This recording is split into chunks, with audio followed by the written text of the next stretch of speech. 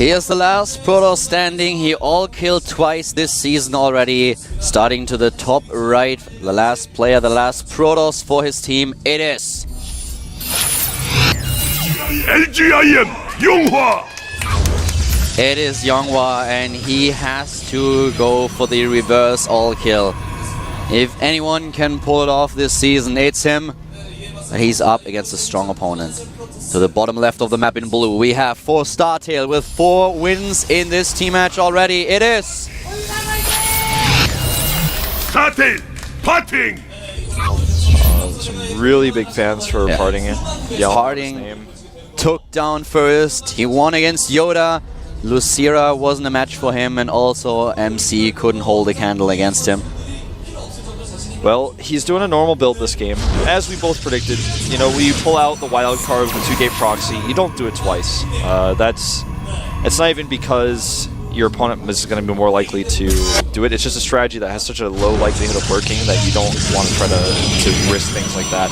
Especially when you've talked so much smack in the lobby, which he's been doing in all of these games. He's been going over that team league bench. He really wants the all kill. He wants to just be able to legitimately get it now. And we see that Yonghwa is going for the 2-2 gas build, getting double gas before the Cybernetics core goes up.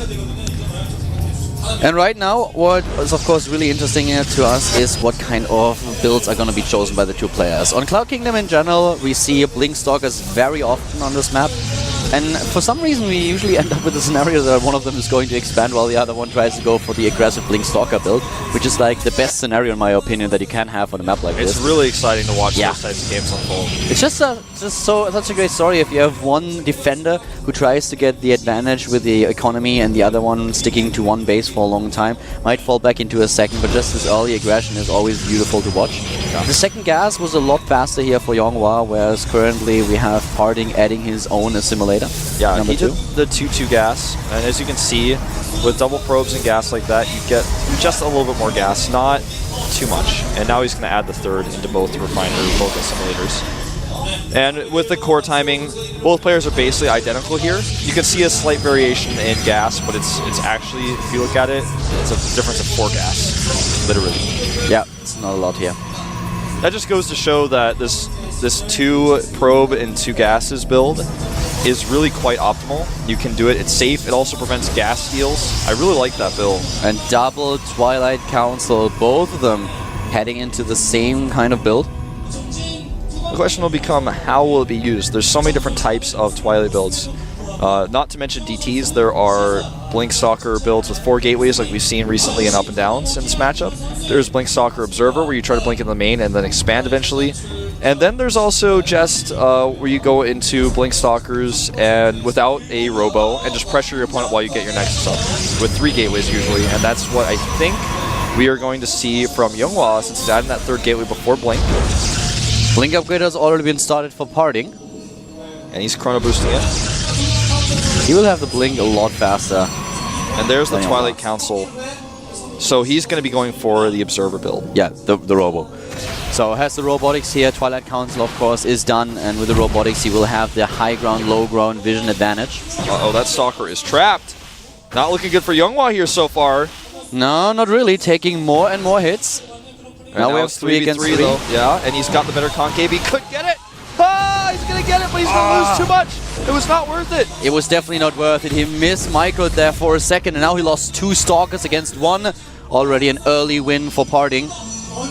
Yeah, that was a very, very good trade for Parting. Chrono Boost actually allows the Blink research for Yonghwa to catch up a little bit. And we do see that with him realizing that many Stalkers are on the map, he starts his own robo. He's like, well, this must be you're also going for Blink, so I want to be prepared for that. And this probe is not going to be long for this world. Stalker count right now is 6-4 in favor of Parting. The work count is exactly the same for both of them. Now Blink is done, and we currently don't see any kind of defense, so no sentries for neither one of them. Nobody wants to block here. The first observer is already out. And here comes now Parting. His own robotics is done. He can build his observer for the high ground vision. Yeah, he's got that forward pylon, which is now spotted by Younghwa, and he blinks away here. This was a bad engagement, though, for Parting. He doesn't want to fight here. Well done by Younghwa, though, blinking after his opponent and taking down another Stalker. So he did not only even out the Stalker count, but he's actually a little bit ahead now with 9 to 8. The concern becomes at this point, Immortals. Who's going to start the first Immortal, and who will make the Nexus first? Because right now it's just Blink Stalkers against Blink Stalkers, which sometimes comes down to micro, but also sometimes you just don't have a real fight because neither player wants to commit. Losing this pylon is just a slight annoyance for Parting, but a big victory for Younghwa, who now knows that his opponent doesn't have a warp point on that side of the map. Younghwa is still a little bit ahead in the Stalker count. He has this slight advantage over his opponent, and so much comes down to the actual engagement. I like that he has this force to the top left that he wants to blink into his opponent's main base now that Younghwa is out of position. He has to make sure that he's able to defend his own main, though. A sentry. He needs a sentry now. And in fact, he's making another Stalker. I think this may be the wrong choice. He's blinking back. If he gets that one blink, he can go over, but I don't think he can't do it. Where is his observer, though? You know, with an observer to the top right, he could have actually just blinked into the high ground. He doesn't have it, though. He has 2 on the map, but not a single one of them is in position here. Uh-oh, the Stalker's in the wrong spot, and he could be chased, and he is. Uh-oh, bye-bye Stalker, and now Younghwa takes once again a lead. But he made those sentries, and that's something that Parting did not have to make. You never really want to spend the gas on sentries until you're going to have that one sentry for Guardian Shield if you're trying to just be aggressive on the map, because now he has the Immortal out instead of a sentry. That's obviously better in a straight-up fight. Yeah, but the thing is that Younghwa doesn't really have to attack here. He can just sit back because his Nexus is a lot faster than Parting's. He has a slight advantage in the army count in general. Those Immortals, of course, are going to do a lot of damage in a straight-up fight, but I don't think that Younghwa is really going to take a fight now. Yeah, he definitely won't take a fight for a while. You're so right. He's going to capitalize on the Nexus that he has up, and will likely be the first one to add the Robotic Support Bay because he has that Nexus. He doesn't have gases there. He doesn't have the probe count to drop both gases right now either, but he knows that he's in a good spot here economy-wise, as he's been able to see his opponent's Nexus timing with that Stalker Force he moved out with originally, and now can even verify with this Observer. Whoa, okay, that Nexus is still not even up. But actually, it is Parting who makes the Robotic Support Bay first. Cuts units for a little bit. Yep, builds his own robotics now, and at the same time we have for the LGIM player a little bit in the lead in the Harvest account now, of course, with the extra production that he already had. His own robotics bay has started, and he's getting the double gas at the expansion a bit later than his opponent. Now just finishing those 2 simulators. Yeah, Younghwa had the better probe count, which is now no longer the case, as it's, or rather, I said it backwards. Parting had the better probe count, so that's why he got the bay up first and those gas up first, but now it's evened out. And Forge is going up at basically identical timings for these 2 players, just about as similar as the Robotic Support Bays are. So this is going to be another game where we have the Pros versus Pros matchup decided by probably 1 engagement at a 3rd or 4th base. Yep, with the Colossi later on being part of the equation. And right now, of course, what both of them need is also the extended thermal lance upgrade. Wanted to get the attack upgrades for the Colossi. We currently have both upgrades being started. The +1 attack for Parting and range for his opponent, for Younghwa. Yeah, and range first is not, when both players are going for similar builds like this, I like actually getting the +1 first, because that's going to be something that applies to all of your units. My Observer was not able to escape. No. But the range is good for when the big fight happens, and that's not going to happen for a while. You can see that both of them just sitting tight right now, and no one wants to move out, wants to be caught out of position. They are both just sitting pretty to the top right and bottom left, just waiting. If we have one of the players actually trying to be a bit more aggressive, it will be only the Stalkers trying to sneak in, because they can escape so easily with a blink. But there's not going to be any kind of big commitment at this point in the game. Both just want to get their 3rd base up. They want to get the tech.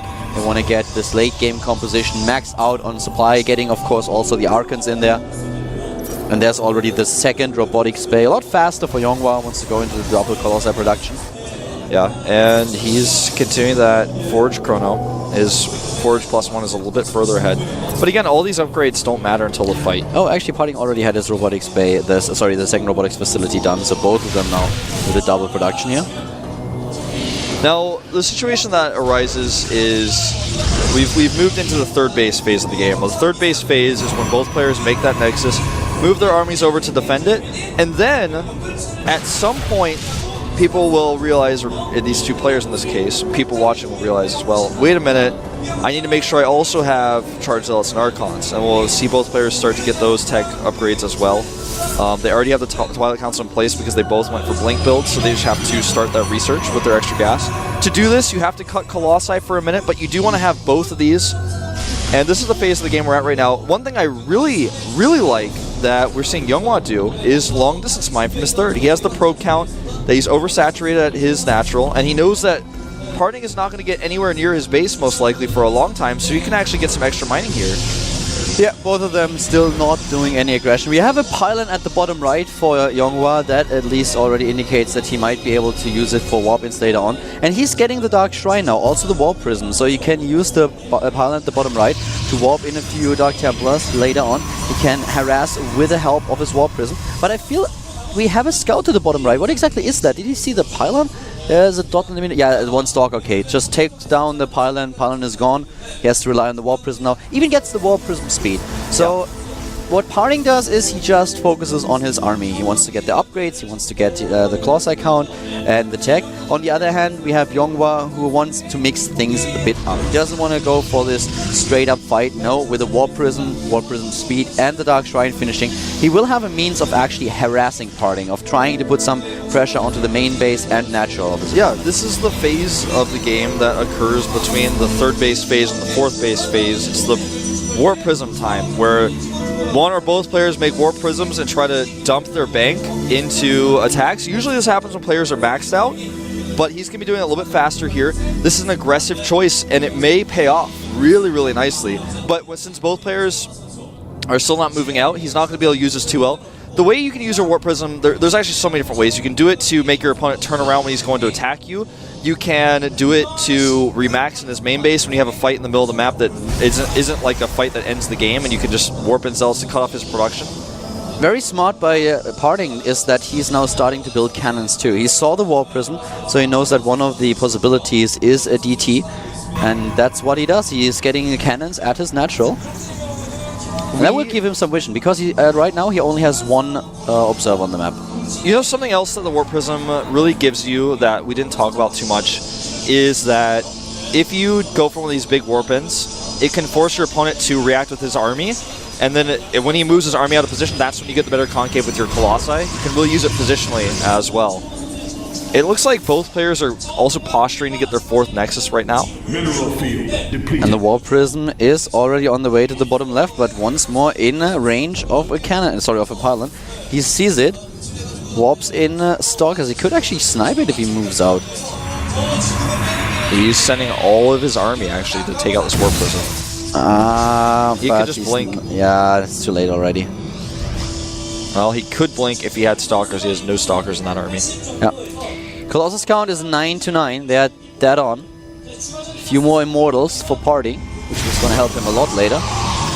Younghwa noticed with this Warp Prism, of course, that he was able to move his opponent's entire army with just a Warp Prism. So he's going to use that later on, most likely. These DTs, does he see the base with them? He doesn't see it yet, but he sees the gas. So he could actually just use the DZs to try to target down the Nexus. There's no cannon here. Well, the cannon will finish in a second, so... Yeah, he doesn't get his opportunity. These Stalkers way out of position, though. And Younghwa is going to come in here with these DTs now. There's no detection except the cannon. The Stalker's out of position. He's going to target down the cannon. This has happened once before already. He blinks to the right and not to the left with the Stalker, so he doesn't defend in the main base. We now have a warp in. There are already DTs. The cannon is gone. There is no detection. Younghwa is putting so much pressure onto Parting in the main and at the natural. DTs now he's everywhere. Going to the fourth. This is so positional. These Colossi need to turn around. They do, but one of them will be targeted down by a blink. Oh my god, this is beautiful by Younghwa. Younghwa is starting to kill units now with the DTs. He's killing assimilators in the main base. He kills the next guy. He kills the one at the natural, and he's going to take it down. This is horrible for Parting. Parting will have to attack. The Observer pops out. He will save his Robo. Well, at least the Robo, but yes, he lost so much already. In the main base, there are still DTs, and what can Parting do right now? In the end, he has to attack. Right now, well, he has 3 bases. But still, he lost one already. He lost one. He lost a lot of workers. He's down to 47 harvesters. Which also means that his army supply is now way superior. Exactly. 142 against 120, but he does not have the bank that Yonghwa has. That's the bigger problem now. Yonghwa, what he wants to likely do now is start down the path to Mothership, because he knows that he has the better income, and he's not going to he's probably going to be able to hold almost any attack he faces. So what can he do? He can use little groups of Blink Stalkers like this to be annoying. He can continue to use Warp Prism Harass, but also get that Mothership tech out. He's getting +1 for shields right now. Harding is moving out. He wants to be aggressive now. Yeah. This Nexus kill and this aggression by Yonghwa triggered the attack by Parting. He's moving in now. The Colossi count, as you can see, is really even. We have Stalkers in position, and whoa, Parting walks right into the natural. And he's going to be able to have the better concave here. He is going to be able to set up. The Dark Shrine goes down. Dark Shrine is dead. He kills the first two Zealots in pylons. the front, though. This is not... He can't escape now. He has to fight. He has to fight here. I think that's exactly what he wants to do, and here's the War of the Worlds. Laser action everywhere, and dropping in supply of both of them, but Yonghwa is actually dropping a lot faster here. Yeah, he does not have the better position, but now the Colossi were not attacking all together. It looks like it may not matter, though. Parting with a huge army supply advantage that you talked about earlier is pushing believe through. it. He's pushing through indeed. He's killing Harvesters right now. He takes down the cannon. The Colossus count for Yonghwa is now down to 7 against 10. LGIM Yonghwa is at 96 supply against 135. The army supply is 93 against 74. And Parting is in a beautiful position. He needs to spread his Colossi again, and he does not do it yet. Now he's starting it, and he's going to have the better concave here, but the Zealots are becoming a problem for him. He's actually being attacked by so many different angles, but the Immortals being alive still is a huge issue. He can't fight with his opponent's Colossi. Yeah, does it matter though? If we have a 40 supply lead and he still has a good shot at the main base, it looks like Party might be able to pull the all-kill off after all. He's going to kill the Bay now, which means no more Colossi. Bye-bye Colossus count. This Warp Prism allows him to warp in units to continue the attack. There's no defender's advantage here really so much. Oh, wow, he kills more gateways now, more probes are dying. Yonghwa is in an awkward spot. He cannot really engage. All his units are clustered up and he cannot really do anything about it. You're so right. He's going to face the better concave. Oh my god, this is beautiful. Brutal. It's brutal, man, and this is going to be the all-kill. It's going to be the all-kill indeed. You're so right. Party has done it, doesn't he? 60 supply, 40. It is it. Party with the win. He's done it. There's nothing left. Those two Colossi are going to die. The last one falls, and expect GG. GG. Parting all kills LGIM. Wow. He killed the all-killer. He all-killed the entire LGIM team. He bought everyone the studio pizza. It was because of him. He had the idea. He gave the pizza to Seed. And Seed didn't come out, but Yonghwa came out to die. This guy. Crazy. I cannot believe this happened. Neither can the LGIM team. Well, that was crazy. He actually did it. First, Yoda, Lucira, MC, and Yonghwa. I'm actually speechless a little bit, you know? This is the last thing that I expected today. And he looked like he might not be able to do it after he lost so much of the DT attacks. Well, actually, right now he looks like he just wants to continue. It's like, do you have anyone left on this bench? I'm going to take them all. He lost so much of the DTs, and he lost so much production. But he realized at that moment that I'm going to use my bank to remax with better army supply than my opponent. And he took a risk going into the natural. When you go into the natural like that, you have to go in. He didn't even kill the rocks before. He like squeezed through these rocks, and he was like, I did it. I'm here, and now I can take the best engagement possible, and that's exactly what he did. He takes the entire team out. Well, congratulations, I'd say. All kill, man. Well done. I'm really impressed. I feel that LGIM made a few weird decisions today with the players that they chose, but still, Parting really impressive. Taking an all-kill in the GSTL is quite something, and doing it against LGIM is crazy. MVP was missed today, I'd say. Yeah. Well, I don't really get that. He all killed. He did it. I'm like looking. I'm like he killed. First, he killed Yoda. He killed Lucira. MC. I'm like looking at your sheet. I'm like, are you sure this is right? Like 1, I'm like, 2, 3, 4, 5. Yeah, that's yeah, 5 of right. them. Yeah, I think so. I mean, I'm like, we're gonna take a look at our results, but I think everybody knows what already happened. That was incredible. His play in all the games was unique, different, very aggressive in most games, but on the other hand, I really missed a few players today. I missed Happy. I expected to see Happy today after his performance, especially against Protoss. I mentioned it earlier.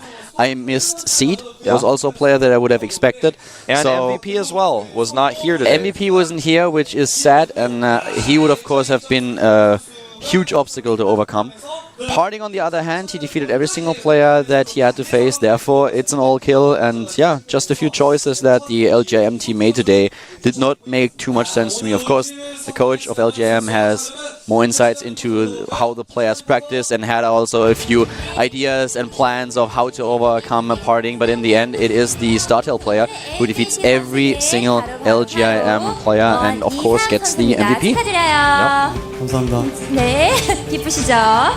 네, 자, LGI. Alright, let's see what he has to say. 올킬이었어요. Must be pretty happy. He actually announced it in the lobby already that he wanted to all kill today. I think at that point it was more like a joke. 감독님한테 말씀드렸어요 오늘. 네. 그냥 제가 올킬하고 끝내겠다. 빨리 집 가자고. 아, 네네. So he told his coach before the match that he's planning to all kill today. 그렇게 기쁘진 않아요. 당연한 결과라고 생각해요. 와, 대단하시네요. 정말. Wow. 자, 보니까요. He thinks it's quite the obvious result and he's not too happy about it. 그렇죠. 참 못 보게 됐는데 우리 인터뷰를 보고 계신 안상원 Boss 선수에게 한 mode. 말씀 해주시죠. I cannot believe this guy. 네. 약간 쪼르신 것 같아요. Awesome. 나오셨으면은 그 like, 꿀물 yeah, 마시는 세레모니 하려 it's all kill. 했는데 네. Who's going for that anyways? GSTL에거나 He's like, okay, 했으면 좋겠어요. 네, 꿀물 세라모니. if Seed came out, he would have defeated Seed and drink holy water. 이 GSL 첫 우승하시고요.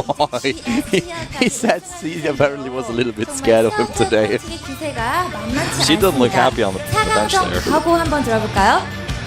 4강전에 I can already tell you what's going to happen as soon as we have the Code S group selection. Yeah. 프라임이랑 That's gonna be awesome. 프라임이랑 같이 한번 붙어보고 싶고 그냥 이번 시즌은 The next team that they're going to find to face in the semifinals either Prime or FXO, and they want to play against Prime more because they lost in the GSTL finals in Las Vegas. They lost to Prime, so that's why they want to face them again.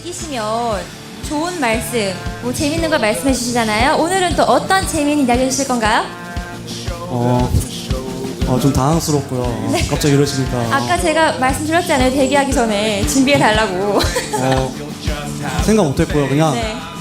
그냥 그 프로토스 유저분들한테 할 말이 있는데 네, 한 말씀 하시죠. 불멸자 올인을 어설프게 따라하지 He has something to say to the Protoss users out there. 따라하시고 그때 와서 이제 불멸자 올인 저도 할 줄 안다고. Do not try to follow my immortal push. 그렇군요. 네, 4강전도 제가 기대를 많이 하도록 하겠습니다.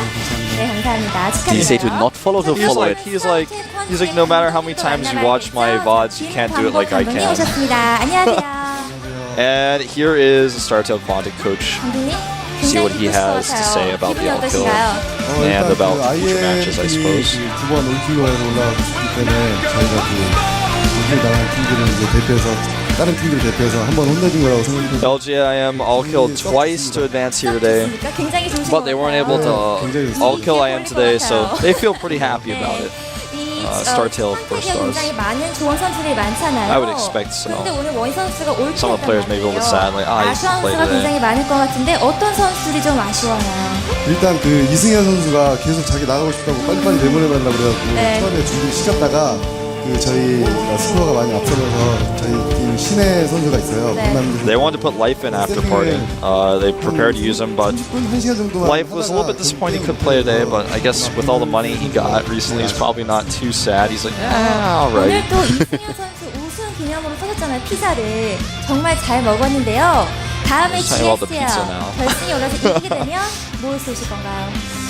그거는 이제 그때 제 기분에 따라서 좀 그리고 저희 총감독님 기분이 어떤지에 따라서 The pizza was because of Life winning in the GSL finals, so actually it wasn't a parting thing as much as I thought it was. So 이제 한 경기만 They wanted to buy something, and now if they win towards the GSTL finals, they're going to buy fans more stuff. Basically, they're not sure yet, but they're thinking about it. It's kind of a weird thing to say, but that's what he said. They're going to do the best they can in their upcoming matches. They want to break the jinx of being second place, so they're continuing that. So give us your love and support, talking to the fans. Pretty straightforward interview, but I like that he wants to interact with the fans. Taking some of the money from Life and go put it into that pizza. So I guess it was really Life that everybody should have been thanking for that pizza, not so much parting. But let's take a look at today's results. They told from the start that it was the StarTale team, not parting. Well, I know they bought it, but I thought it was because of his performance. Either way, no, he just made that joke with sending him. But here we have the scores. Parting taking it 5-0 here. No funny business about it. I mean, that's just what we saw.